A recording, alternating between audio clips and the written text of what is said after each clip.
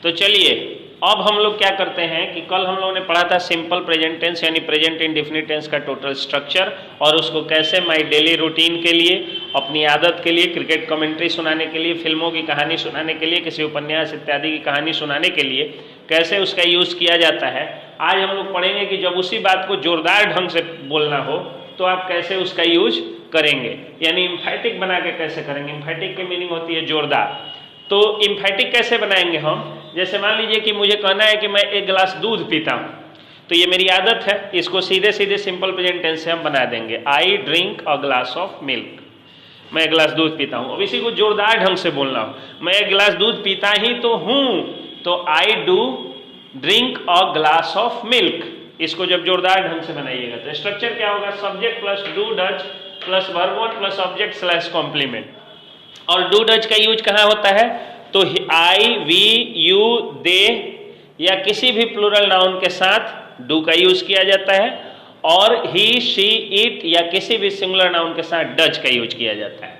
तो I do drink a glass of milk. जैसे example के तौर पे मैंने यहाँ लिखा है, फॉर एग्जाम्पल मैंने यहाँ लिखा है कि मैं एक लाल कमीज पहनता ही तो हूँ, तो I do wear a red shirt. वह एक गीत गाती ही तो है, वह एक गीत गाती ही तो है, तो शी डज, शी के साथ डज लगता है, तो शी डज और वर्ब वन हो गया यहाँ पे, सिंग अ सॉन्ग ऑब्जेक्ट हो गया। तो बस यही है, इसको जब इम्फैटिक में आप बनाइएगा। अब इसी तरह से आप अपना बनाइए, मैं अपना मोबाइल चलाता ही तो हूँ, I do use my mobile.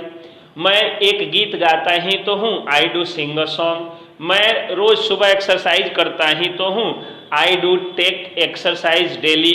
वह रोज सुबह टहलती तो है, she does walk every morning. इस तरह से आप क्या करिएगा कि इम्फैटिक बनाइएगा। दूसरा स्ट्रक्चर जान लीजिए, simple present tense with infinitive. Infinitive का मतलब होता है to plus verb one, to plus verb one को इन्फिनेटिव कहा जाता है। सिंपल प्रेजेंट टेंस में इसका यूज तब किया जाता है जब आप दो वर्ब को यानी दो क्रियाओं को जब जोड़ते हैं।